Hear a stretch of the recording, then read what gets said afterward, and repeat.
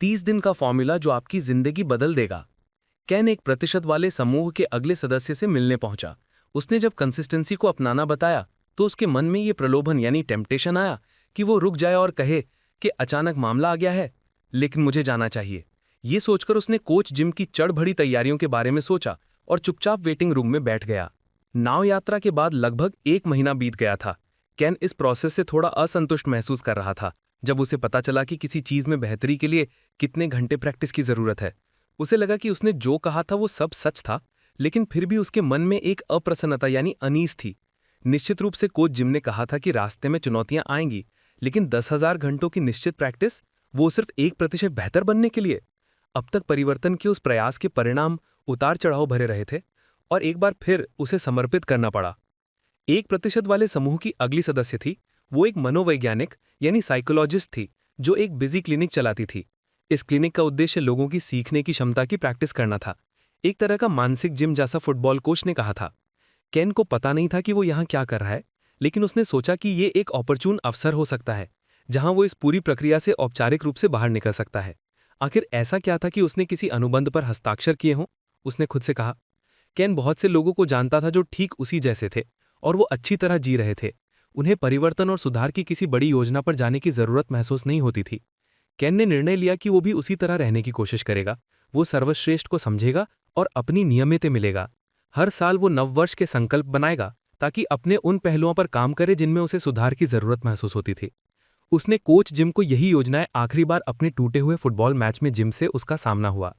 Can कोशिश कर रहा था कि मैच के बाद वो तेजी से अपने बेटे को कार तक ले आए, जैसा कि वो कुछ समय से करता आ रहा था, लेकिन इस बार वो नहीं चुनने वाले थे। कैन के पार्किंग लॉट में पहुंचने से पहले ही जिम उससे करीब आ गए। जिम ने बताया कि उनके पास कैन का फोन आया था, जो इस बात पर हैरान थी कि कैन ने अब तक फोन क्यों नहीं किया। तब कैन का सामना फुटबॉल कोच की बड़ी तैयारियों से हुआ। जिम ने कैन को जमीनी नियमों के बारे में याद दिलाया। उन्होंने कैन को 1% के फॉर्मूला के बारे में उसकी शुरुआती ऊर्जा और उत्साह की याद दिलाई जब वो 1% वाले समूह की अगली सदस्य से मिलने को तैयार हो गया। उसने बॉब के साथ नाव यात्रा के तुरंत बाद नोट्स लिख लिए थे, लेकिन उन्हें देखा नहीं था। अब उसने सारी नियमितताओं को व्यवस्थित करने के बारे में सोचा, इसलिए उसने अपनी नोटबुक खोलकर देखा कि उसने क्या लिखा था। सर्वश्रेष्ठ बनने के लिए 10,000 घंटों की सुविचारित प्रैक्टिस की जरूरत होती है। जो भी व्यक्ति सुविचारित प्रैक्टिस में समय बिताता है, उसका प्रदर्शन बेहतर होता है। दैनिक कामों को सुविचारित प्रैक्टिस में इस तरह बदलें। ये आकलन करें कि आप किसी भी कार्य को कितनी अच्छी तरह कर सकते हैं और अगली बार कैसे बेहतर बन सकते हैं। सृजनात्मक फीडबैक सीखें। ऐसे लेवल बनाएं जो चुनौती हों और दूसरों की मदद से हासिल किए जा सकते हों। अपनी तुलना दूसरों के बजाय खुद से करें। आगे की योजना बनाएं और लक्ष्य सेट करें, लेकिन वर्तमान में अपना सर्वश्रेष्ठ करें। कैन को उम्मीद थी कि क्रिस इस बात पर निराश, यहां तक कि नाराज होगी कि उसने इस प्रक्रिया के प्रति वो समर्पित थी, पर सवाल उठाया। उसे हैरानी हुई जब क्रिस ने उसे एक आरामदायक कुर्सी और एक कप चाय दी और दो तरफा अनुकंपा में उनकी बातें सुनी। उन्होंने बताया कि वो जिम को नोट्स भेजकर बता दिया था कि कैन कैसा महसूस करता है। अब वो खुद के शब्दों में सब कुछ सुनना चाहती थी। उन्होंने उसे सामने बिठाया। वो तनाव मुक्त दिख रही थी और उस पर पूरा ध्यान दे रही थी। क्रिस, मैं देख सकता हूं कि 1% का फॉर्मूला आपके और समूह के दूसरे लोगों के लिए कारगर है, लेकिन मेरे पास अभ्यास करने के लिए हजारों चीजें हैं या नहीं? उसने कहा। अगर मेरे पास 10,000 घंटे भी हों तो इसमें क्या नुकसान अगर इससे मुझे केवल 1% का ही लाभ मिले? ऐसा लगता है कि ये एक ज्यादा मददगार आइडिया है अगर आप सुधार की इस प्रक्रिया को कम समय के संदर्भ में देखें। उन्होंने शुरू किया। कार्लोस ने मुझे बताया कि आप कभी कभार गोल्फ खेलते हैं, ठीक है? महीने में एक बार, कैन ने जवाब दिया। ठीक है, ब्रिटिश और यूएस ओपन जीतने लायक निपुण होने में आपको गोल्फ कोर्स पर कम से कम 10,000 घंटों की सुविचारित अभ्यास की जरूरत होगी। सहमत हैं? हाँ, बॉब के साथ मुलाकात के बाद मैं थोड़ा बहुत पढ़ा था और मैं देख सकता हूं कि यह बहुत प्रभावशाली हो चुका है, कैन ने जवाब दिया। मैं अच्छी तरह समझती हूं कि लोग सुधार की संभावनाओं को हतोत्साहित कर देते हैं, लेकिन मान लेते हैं कि आप नियमित प्रशिक्षण लेते हैं, खुद को सप्ताह में कम से कम एक बार गोल्फ का एक राउंड खेलने के प्रति समर्पित करते हैं और हर दिन 1 घंटा तक एक स्विंग का अभ्यास करते हैं, प्रशिक्षण वीडियोस देखते हैं और प्रशिक्षण पुस्तकें पढ़ते हैं। मैं शर्त लगाती हूं कि पहले सप्ताह के बाद आप अभी की तुलना में अपनी योग्यता में कम से कम 1% सुधार देखेंगे। हाँ, सोचता हूँ कि ये सही लगता है। मैं समझता हूँ कि 1% सुधार कुछ बेहतर है, लेकिन देखिए, अगर मुझे सिर्फ 1% सुधार ही मिल रहा है तो उसके लिए इतना सारा अभ्यास करने का क्या मतलब है? कैन, शायद आपको इससे एक ज्यादा लंबे दौरे से देखना चाहिए। आप मान लेते हैं कि आप अपनी नई कंसिस्टेंसी को कायम रखते हैं और आप अगले सप्ताह 1% और सुधार कर लेते हैं। ये ठहरी और कैन को ये विचार जज्ब करने का समय दिया। फिर आगे बोली, वो दूसरे सप्ताह का 1% आपकी योग्यता की मूल स्तर यानी बेस लेवल पर ही सुधार नहीं होगा। आप पहले ही 1% बेहतर बन चुके हैं, इसलिए अब आप अपने सुधार का सुधार कर रहे हैं, है ना? आपका मतलब है मेरे बैंक अकाउंट में चक्रवृद्धि ब्याज यानी कंपाउंड इंटरेस्ट की तरह? क्रिस मुस्कुराई। हाँ, आप इसे इस तरह देख सकते हैं। जिस तरह आप अपने ब्याज पर ब्याज कमाकर अपनी दौलत की शक्ति बढ़ा सकते हैं, उसी तरह सुधार में भी तेजी से बदलाव प्रभाव होता है और आपकी योग्यताओं के बैंक में सुविचारित अभ्यास की राशि जमा करते जाएंगी। आपकी लगातार बढ़ती सुधार की प्रतिभा ये 2 या 6 महीने तक आप शुरुआत की तुलना में 1% बेहतर नहीं होंगे, आप उससे बहुत आगे निकल गए होंगे। क्रिस ने कहा, अगर आप सुविचारित अभ्यास को अपने जीवन का एक हिस्सा बना लेते हैं तो इस चक्रवृद्धि सुधार का कोई अर्थ नहीं है कैन। ये एक आकर्षक संभावना है, उसने जवाब दिया, लेकिन मुझे अब ये पढ़ना है कि ये मनचाहे परिणाम पाने का सबसे आसान और सबसे तेज का तरीका है। तो क्या आपके दिमाग में कोई दूसरी रणनीति है? हाँ, दरअसल मैं अपने नववर्ष के संकल्प पहले ही लिख चुका हूं, कैन ने कहा और नोटपैड में एक सूची निकाल दी ताकि क्रिस उसे देख ले। ये वो परिवर्तन है जो मैं 1 जनवरी से करने जा रहा हूं। ये मेरे करियर, मेरे पारिवारिक जीवन, मेरी सेहत और फिटनेस को बेहतर बना देंगे। ये रणनीति मुझे तुरंत परिणाम देगी और फिर अगले समूह में संकल्पों का दूसरा समूह बनाऊंगा, जब तक ये काम पूरा नहीं हो जाता। कैन ने सोचा कि वो मनोवैज्ञानिक की योजना से प्रभावित होगी, लेकिन उन्होंने तुरंत हाव भाव से उसे देखा। उनका सिर एक तरफ को झुका हुआ था। कैन, मैं अच्छे इरादों के लिए आपकी प्रशंसा करती हूँ। ये बड़ी अच्छी बात है कि आप बेहतर इंसान बनने के लिए इतना ज्यादा समर्पित हैं, अपने लिए, अपने परिवार, अपने मित्रों और सहकर्मियों के लिए। लेकिन इस नतीजे को चुनने से पहले क्या आप उस शोध के बारे में सुनना चाहेंगे जो नववर्ष के संकल्पों की प्रभावकारिता के बारे में किया गया है? इससे सचमुच मदद मिलेगी, धन्यवाद। नववर्ष के संकल्प शायद ही कभी काम करते हैं, उन्होंने कहा। मिसाल के तौर पर एलीट एक यूनिवर्सिटी प्रोफेसर रिचर्ड वाइसमैन नामक वैज्ञानिक ने नववर्ष के संकल्प लेने वाले लोगों पर शोध किया था। कैन उन लोगों में से 88% यानी 88% अपने संकल्पों को कायम रखने में नाकाम रहे थे। इसका मतलब है कि आप अपनी सूची के संकल्पों को कायम रखने की संभावना लगभग 10 में से 1 है। ओह, उसने कहा, अगर वो सटोरिया होता तो इतनी कम संभावना पर दांव कभी नहीं लगाता। इसका मतलब ये नहीं है कि बेहतर बनना असंभव है और ये मुझे बेहतर बनने की आपकी क्षमता पर संदेह है, उन्होंने उसे आश्वस्त किया। इसका मतलब तो ये है कि नववर्ष के संकल्प बजोर परिवर्तन के स्थायी सुधार के सबसे कम प्रभावी तरीकों में से शायद ही एक है। नववर्ष के संकल्प शायद ही कभी काम करते हैं। 88% लोग अपने नववर्ष के संकल्प को कायम करने में नाकाम रहते हैं। बात सिर्फ यही नहीं है कि वे प्रभावी नहीं हैं, वे मनोवैज्ञानिक दृष्टि से हानिकारक भी हैं। बेहतर इंसान बनने का संकल्प जैसी सकारात्मक चीज हानिकारक कैसे हो सकती है?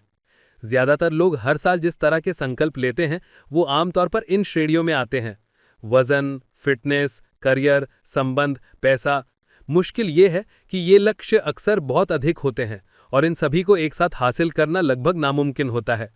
लेकिन संकल्प सेट करते समय हम खुद से ठीक वक्त पर कहने को कहते हैं, क्या आप साबित कर सकते हैं कि आपकी सूची के सेगमेंट्स इन तरह के हैं?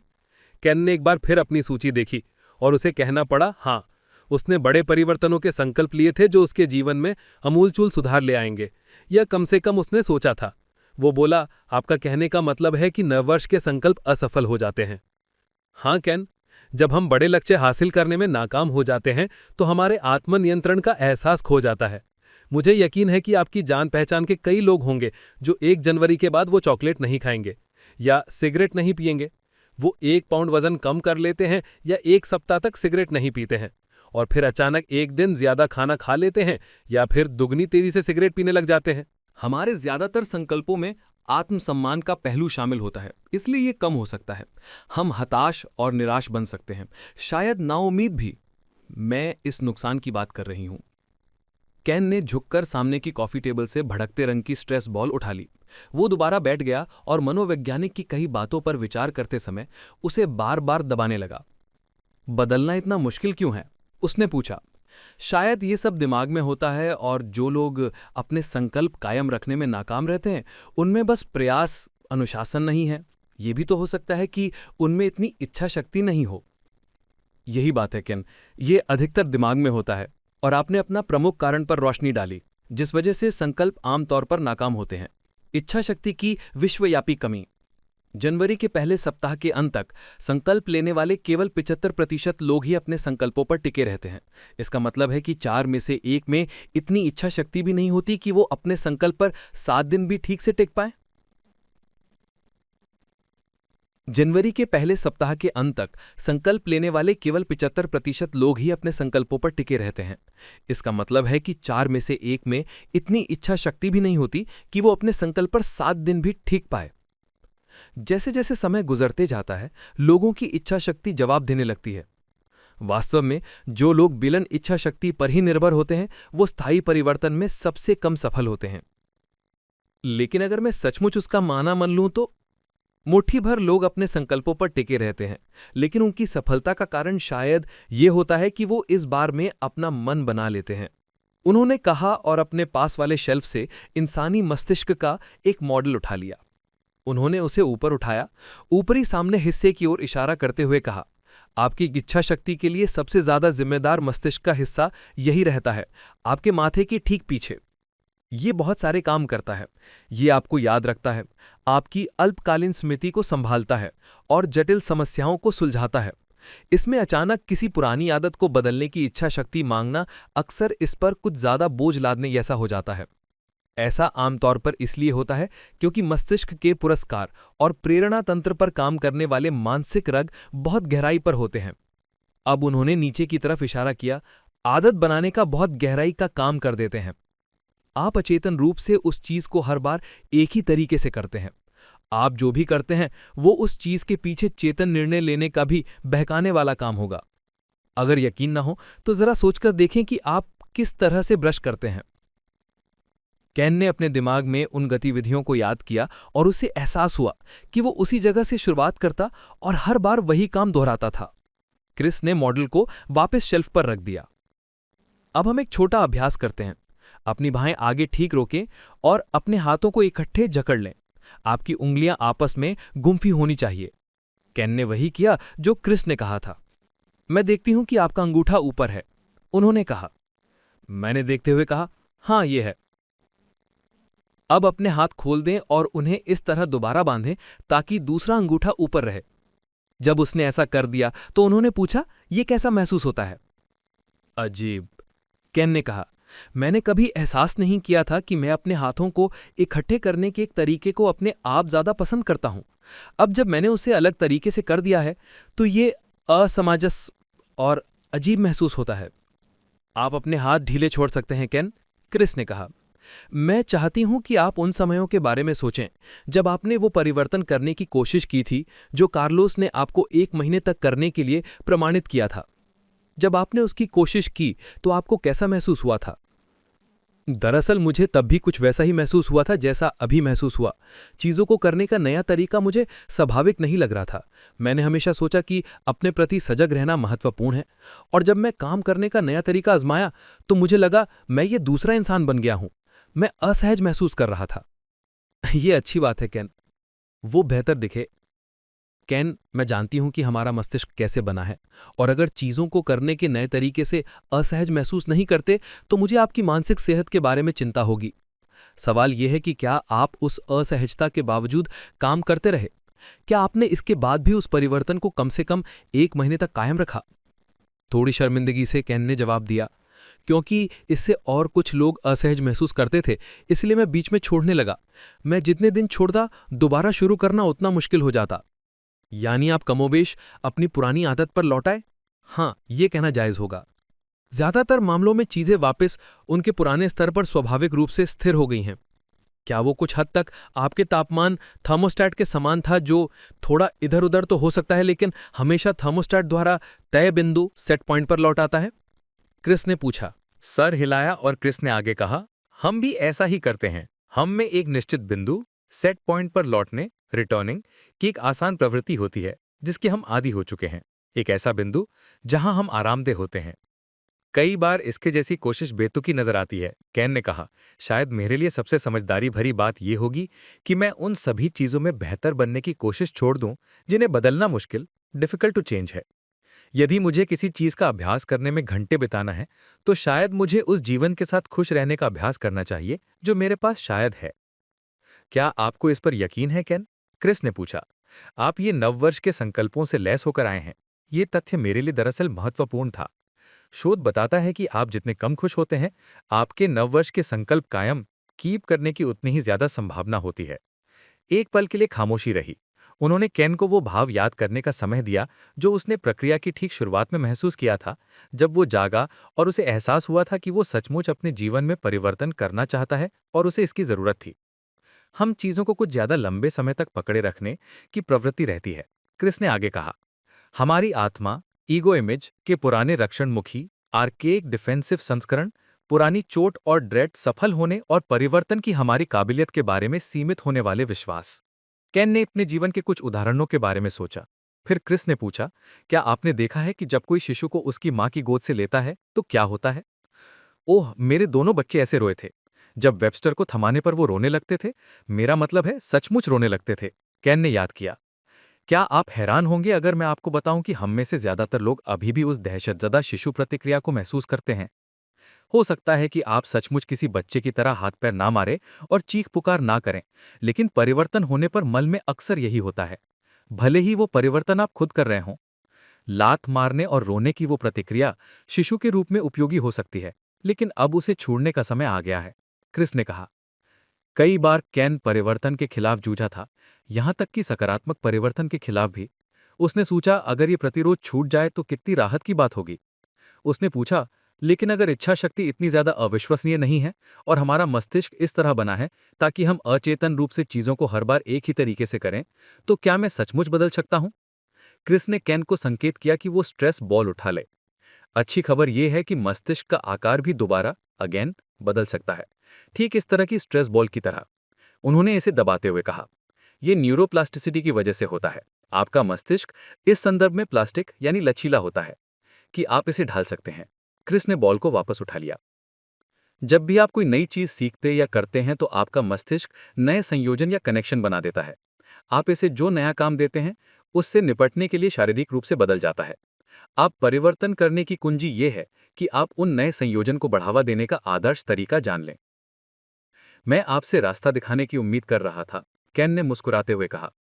एक आदत चुनें, किसी काम को करने का तरीका जिसे आप बदलना चाहते हैं। छोटे और निरंतर परिवर्तन का लक्ष्य बनाएं। ये आपके बड़े वादे या मुश्किल परिवर्तन के लक्ष्य बनाते हैं, तो जो जोखिम रहता है कि आप अंत में या तो हताश या तो हतोत्साहित हो जाएंगे, जैसा कि नववर्ष के उन बड़े संकल्पों के साथ होता है जिन पर हमने बात की थी। एक बार मैं अपना मनचाहा परिवर्तन, डिजायर्ड चेंज चुन लूं, उसके बाद मुझे क्या करना चाहिए? कार्य के उस तरीके को 30 दिन तक हर दिन अपनाना है। 30 दिनों के अंत में ये एक आदत बन जाएगी जो स्वचालित, ऑटोमेटिक होगी। वाह कैन, ये सही है कैन। उसके बाद उसमें उतने ज्यादा चेतन प्रयास, कॉन्शियस एफर्ट की जरूरत नहीं होगी। उसके बाद आप दूसरा छोटा परिवर्तन करने की शुरुआत कर सकते हैं। 1 महीने तक हर दिन उसका अभ्यास कर सकते हैं, फिर अगले परिवर्तन की ओर बढ़ सकते हैं। हर साल आप अपने जीवन और कार्य करने के कम से कम 12 पहलुओं को स्थायी रूप से बदल सकते हैं कैन। आप जब भी खुद और अपने जीवन को बेहतर बनाना चाहें, तब तक इस प्रक्रिया को जारी रख सकते हैं। 30 दिनों की ये जादुई संख्या कहां से आई? मैक्सवेल मॉल्ट्स नाम के एक लेखक, महान चिंतक और प्लास्टिक सर्जन ने इस बात पर शोध किया कि प्लास्टिक सर्जरी करवाने वाले रोगियों की भावनात्मक दृष्टि से इस परिवर्तन का आदी होने में औसतन 21 दिन लगते हैं। उन्होंने ये भी पाया कि किसी नई चीज का आदी होने और नए संयोजन बनाने में मस्तिष्क को न्यूनतम 21 दिन का समय लगता है। इसलिए किसी सकारात्मक आदत को डालने या किसी नकारात्मक आदत को छोड़ने के लिए कम से कम 21 दिनों के न्यूनतम प्रयास की जरूरत होती है। मेरे अनुभव में 30 दिनों के संदर्भ में सोचना ज्यादा मददगार है, क्योंकि इससे अपने कैलेंडर में फिट करना और उसकी निगरानी, मॉनिटरिंग करना ज्यादा आसान हो जाता है। इससे आपको ये मौका मिलता है कि आप न्यूनतम 21 दिनों तक ही वो कार्य ना करें, बल्कि अपने व्यवहार को कुछ दिन ज्यादा करके अपने दैनिक जीवन में सचमुच मजबूत बना लें।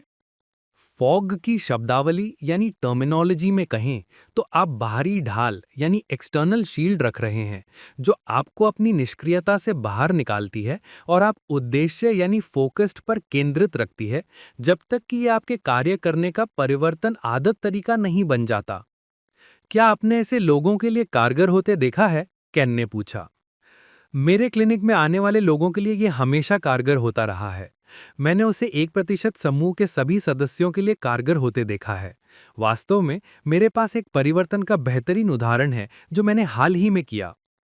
कुछ समय पहले मैरी एक मेरे मनोविज्ञान के जर्नलों का विशाल ढेर दिखाती थी। वो ना सिर्फ गंदे और अव्यवस्थित दिखते थे, बल्कि वो उनमें शामिल नवीनतम शोध की जानकारी से भी वंचित थी। मैं एक मिसाल देने जा रही थी, फिर दूसरा समाज, और अचानक ढेर इतना बड़ा हो गया था कि उसे कम करने की हिम्मत ही नहीं होती थी।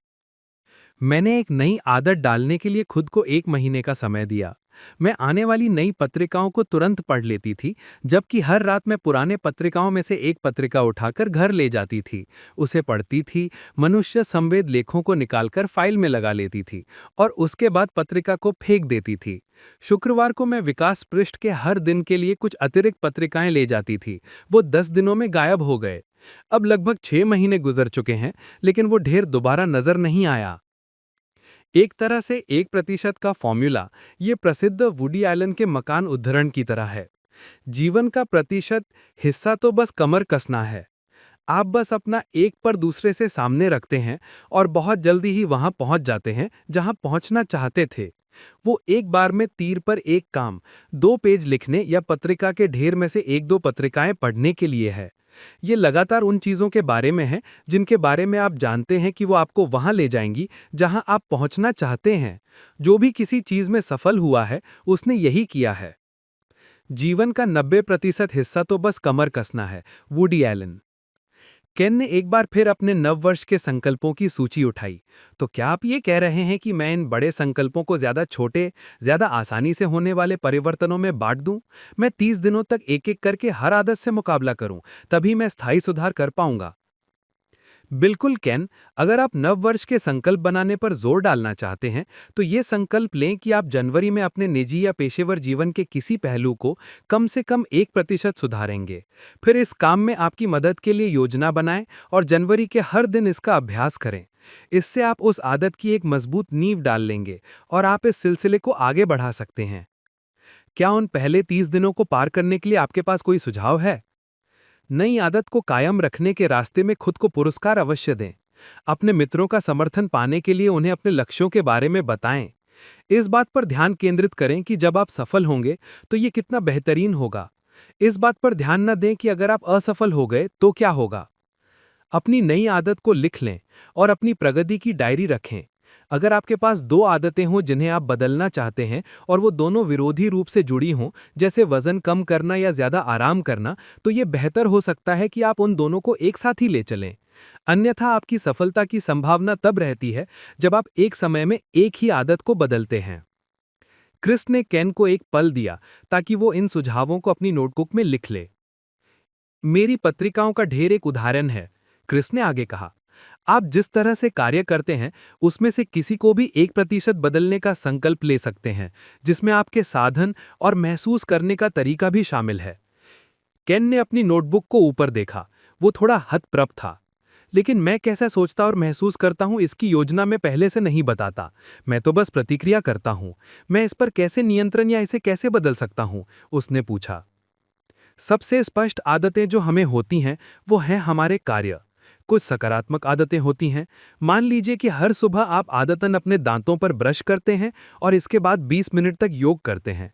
और आपके कुछ आदत कार्य नकारात्मक हो सकते हैं, जैसे ब्रश करने के बाद सिगरेट पीने लगते हैं। केन सिगरेट नहीं पीता था, लेकिन वो कई नकारात्मक चीज़ों के बारे में सोच सकता था जो वो आदतन करता था। इस दौरान सारे समय आपके दिमाग के भीतर एक तरह की रनिंग कॉमेडी चल रही होती है, जो उन मानसिक आदतों का परिणाम है जो किसी भी अन्य आदत जितनी ही शक्तिशाली है। एक बार फिर मानसिक आदतें सकारात्मक या नकारात्मक हो सकती हैं। जब आप ब्रश करते हैं तो शायद आप आगे के दिन के बारे में आत्मविश्वास और उद्देश्य के एहसास के साथ सोचते हैं, या फिर चिंता या बोरियत के साथ सोचते हैं। आप ये कह रहे हैं कि खुद के या किसी स्थिति के बारे में सोचने और महसूस करने के अलग-अलग तरीके होते हैं, लेकिन मैं सारे समय आदतन उसी तरह सोचने और महसूस करने में कैद हो जाता हूं। सही कहा आपने। केन, क्या किसी बॉस ने आप पर चिल्लाया या आपकी आलोचना की है?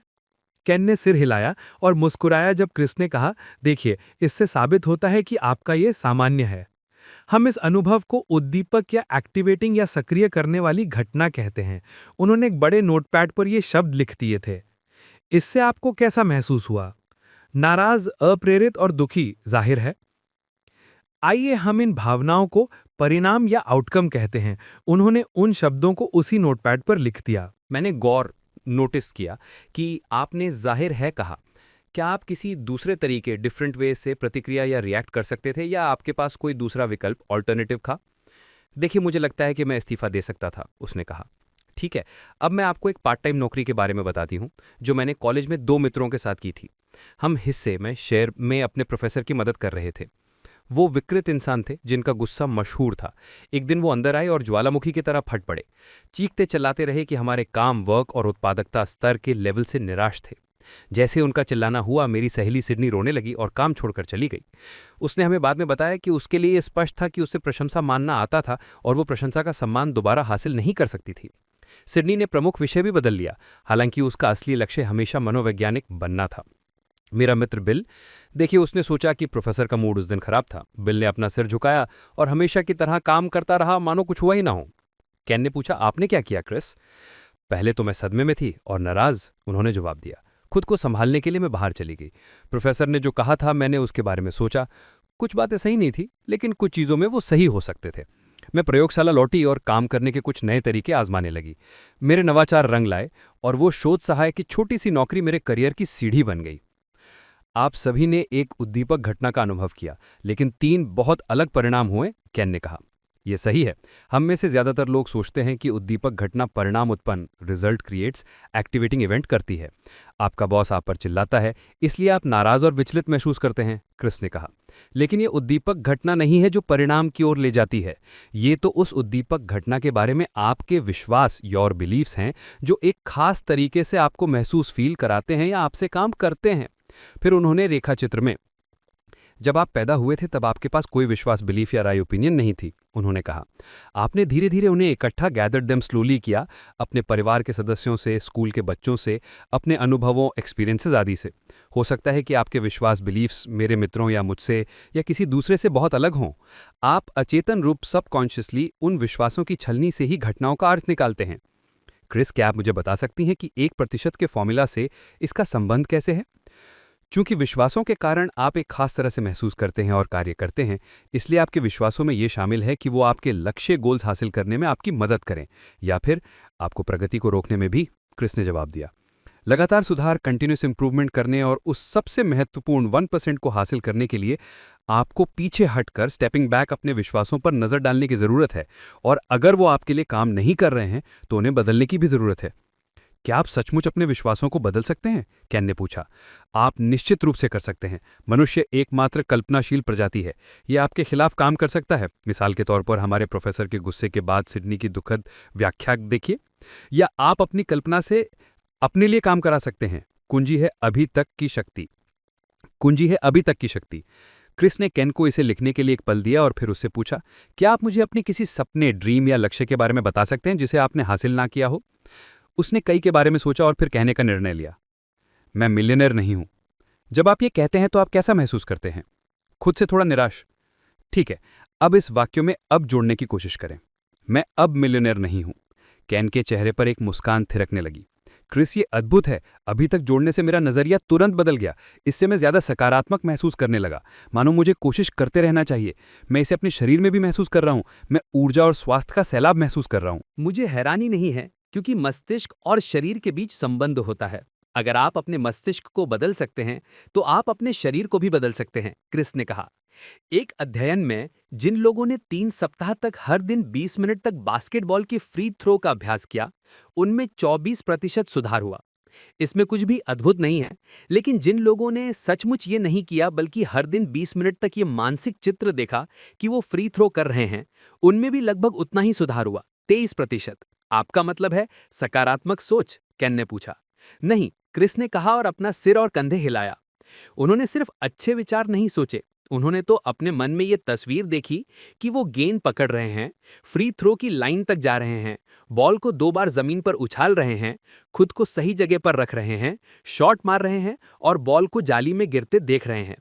रोचक बात यह है कि इस शोध से यह पता चला कि जब आप ऐसे मानसिक चित्रों से गुजरते हैं तो उस काम में सम्मिलित मांसपेशी समूह उसी क्रम से सक्रिय होता है जैसा कि उसे सचमुच करने पर होता।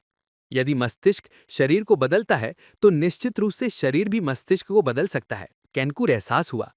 बेहतरीन बात, इसका मतलब है कि आप अपने नजरिए को ज्यादा सकारात्मक, ज्यादा मददगार बनाने के लिए शारीरिक तकनीकों का इस्तेमाल कर सकते हैं। मेरे पास एक अभ्यास है जिसका इस्तेमाल आप चाहें तो इसी समय कर सकते हैं। शरीर मस्तिष्क को बदल सकता है और मस्तिष्क शरीर को बदल सकता है। हाँ, जरूर। सबसे पहले अपने बेल्ट पकल की ओर नीचे देखें। केन ने ऐसा ही किया और क्रिस ने अपनी घड़ी देखी। 10 सेकंड बीतने पर क्रिस ने केन से पूछा कि उसे कैसा महसूस हो रहा था। उसका सिर अब भी नीचे लटका हुआ था। मैं थका थका महसूस कर रहा हूं। समा मुश्किल रहा है। सच कहूं तो मैं थोड़ा निराश, ग्रूमी महसूस कर रहा हूं, उसने कहा। ठीक है, अपनी थोड़ी और चीने को ऊपर उठाएं। उसने ऐसा ही किया और उन्होंने पूछा, अब आप कैसा महसूस करते हैं? वाह, मैं उसी तरह महसूस कर रहा हूं जैसा मैं तब महसूस किया था जब मैंने अब जोड़ा था। ज्यादा हल्का, ज्यादा सकारात्मक, कम थका हुआ हूं। जब भी आप किसी चीज को लेकर हताश महसूस कर रहे हों, तो इस व्यायाम और अभी तक की शक्ति का इस्तेमाल करने की कोशिश करें। कैन अब समझ गया था कि कोच जिम ने उससे इस प्रक्रिया से चिपके रहने का वादा क्यों लिया था। अब वो उन बाधाओं से निपट चुका था जिनके बारे में जिम ने उसे चेतावनी दी थी। तो वो ज्यादा शक्तिशाली, ज्यादा ऊर्जावान महसूस करने लगा। क्रिस, आपको धन्यवाद। मैं इन सिद्धांतों पर अमल करने की कोशिश कर रहा हूं ताकि मैं हर दिन 1% सुधार कर सकूं। लेकिन मैंने उस पहली परिवर्तन में नाकामी हासिल की जिसे मैंने करने का वादा किया था। क्या यह एक समस्या है? दरअसल ये समस्या के बजाय एक अच्छा संकेत हो सकता है, कैन। शोध से पता चलता है कि जो लोग बदलने में सफल हुए, वे शुरुआत में फिसले थे। अंतर ये था कि उन्होंने उस फिसलने को तबाही नहीं, बल्कि ऐसी चीज के रूप में देखा जिसने उनके समर्पण को मजबूत किया। फिसलने को गिरने में ना बदलेंगे। फिसलने को गिरने में ना बदलेंगे। पहले ही कैन एक आदत को 1% बदलने का लक्ष्य बना रहा था और ये योजना बना रहा था कि वो कल कैसे शुरू करेगा।